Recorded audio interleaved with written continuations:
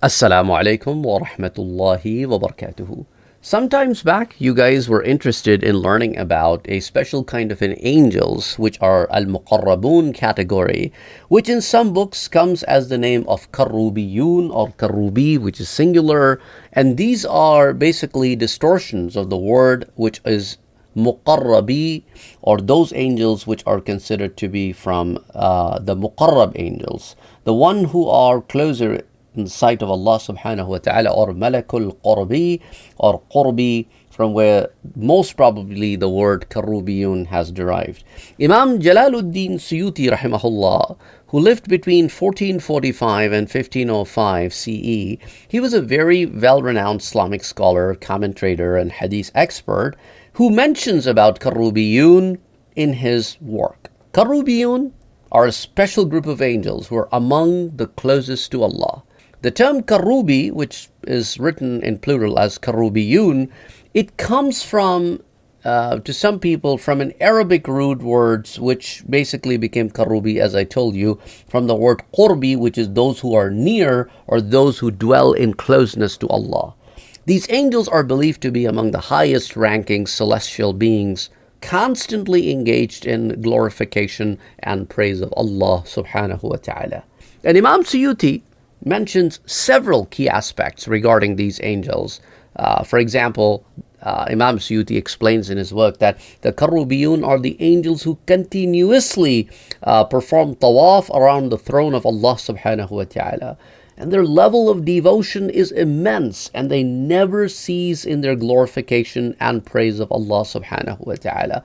These angels do not engage in any worldly affairs, but remain exclusively devoted to the remembrance and praise of Allah subhanahu wa ta'ala. And then, according to Imam Suyuti, the Karrobiyun hold a higher rank than ordinary angels, and some scholars equate them with the Hamalat al-Arsh, the angels who carry the throne, while others consider them even more elevated. As Imam Suyuti writes, the difference between the Karrobiyun and the other angels is that the Karrobiyun spend more time in the divine presence of Allah, and their status among the Muqarrabin, the nearest one, is the highest. And Imam Suyuti also narrates through different reports regarding the number of these angels, and he says some traditions state that they are innumerable. The exact number of Karrobiyun is known only to Allah subhanahu wa ta'ala, as Allah says, وَمَا يَعْلَمُ جُنُودَ رَبِّكَ إِلَّا هُ. And however, some narrations indicate that their numbers are in millions, or there are too many that they can't be expressed. Of course, during the time of Imam Suyuti rahimahullah, millions must, or the people before him, must mean innumerable. So anyway, they are always engaged in worship. Now, the condition of the world now, the number of people living in the world right now, compared to how it was like 1,000 years ago, things were very different. To them, millions was a big number, and now to us, trillions is a big number. Anyway, Imam Suyuti also refers to some description about Karrobiyun as they're mighty, they're luminous beings with unique forms, and some scholars describe them as having multiple heads and wings. And Imam Suyuti writes the Karrobiyun are magnificent, luminous beings who reside in the closest proximity to the throne of Allah subhanahu wa ta'ala, and their glorifications are heard near the arsh, al-arsh of Allah subhanahu wa ta'ala, the throne of Allah subhanahu wa ta'ala. And Imam Suyuti mentions certain narrations where Prophet Muhammad sallallahu alayhi wa alihi wasallam and some other prophets also encountered these angels, that during the night of Isra and al-Mi'raj, the night of journey and ascension. So the worldly journey is called Al-Isra, and the ascension towards the heavens, towards the skies, is called Al-Mi'raj. Prophet sallallahu alaihi wasallam saw some extraordinary angels who were constantly in prostration, in the sajda position, and Jibreel alayhi salam said that these are the Karrobiyun, created solely for the worship and glorification of Allah subhanahu wa ta'ala. And if you look at the work of some of the other scholars like Imam al-Tabri or Ibn Kathir, Hafiz Ibn Kathir, or Ibn al-Qayyim, they also talk about Karrobiyun. For example, Imam Tabri mentions in his tafsir that Karrobiyun are the angels closest to Allah's throne, constantly engage in his glorification. And Imam Hafiz ibn Kathir writes in his commentary that these angels were created solely for the purpose of worshiping Allah, and they remain absorbed in his remembrance. They remain absorbed. The word that you probably might have heard from Sufia is the word majzub, the one who is absorbed in the remembrance of Allah subhanahu wa ta'ala, so much that it's completely cut off from the rest. Another statement that comes from Ibn Qayyim, and he states that the Karrobiyun dwell in the highest realms of paradise, near the throne, the Al-Arsh. They are immersed in divine love and light. So, what are some of the pointers that I want you to pay attention to? Karrobiyun are among the closest angels to Allah, dwelling near His throne. They are continuously engaged in glorification and praise and never ceasing in their devotion. They are magnificent. They are luminous beings whose exact numbers and true nature are known only to Allah subhanahu wa ta'ala. The Prophet Muhammad sallallahu alayhi wasallam saw them during the night journey, Mi'raj, and they were described as beings of immense spiritual rank, and several Islamic scholars have acknowledged their elevated status among the angels. So I hope this gives you enough information, as this question has been sitting on my desk for at least a few months.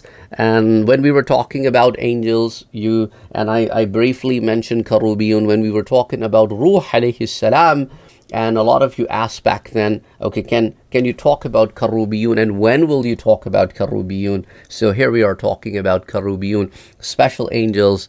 And again, after all of this discussion, the only thing that we can say is Allah knows best. Okay. Well, I still am working on a list of questions that have come from you to me. The list is long. And again, as we are working on these questions, some of these items are actually series. So we'll be discussing them in series. So that will be several lectures coming out of that one question. And some of them are just one question long. I know some of you have been waiting for your questions to be answered for maybe a couple months now or more. Like, for example, somebody from Somalia asked about waq, and somebody asked about the sphinx, and somebody asked about some other questions that are here. Shamsul Ma'arif was also another question. Can you talk about it? So there are so many things that we need to talk about, we want to talk about, but I only want to give you, as I told you earlier, 1 or 2 lectures a day, because so that it is easier for you to go through this. Sometimes our lectures are an hour long, like the one we had on Dabbatul Ard, which was close to 50 minutes. That was one of the longest lectures I've recorded on this particular channel.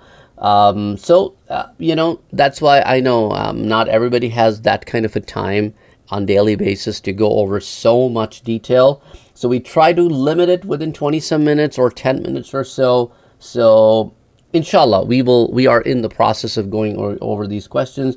And another set of questions that came out recently was about Qadr, or fate, and that itself could translate to several questions too. So that a person, in fact, asked 2 questions, and those 2 questions were not just 2 questions, they were like a lot more than 2 questions. But sometimes I try to consolidate several questions in one question too. Sometimes I break a question into several questions, depending on, I think after reading the question that this is too much information to be delivered in one go. So I'm just trying my level best, gathering information for you, presenting it to you, and I hope you are enjoying it, liking it, learning from it, and benefiting from it. Please don't forget to like, share, and subscribe to my channel, Deep Deen, and please share it with others. And your comments are extremely important, so please put your comments down below. They really help us understand what direction we should be going, or what questions you have, or your appreciation is also brings a lot of delight to us, because those are words of encouragement. Anyway, inshallah, we'll see you next time. Till then, assalamu alaikum.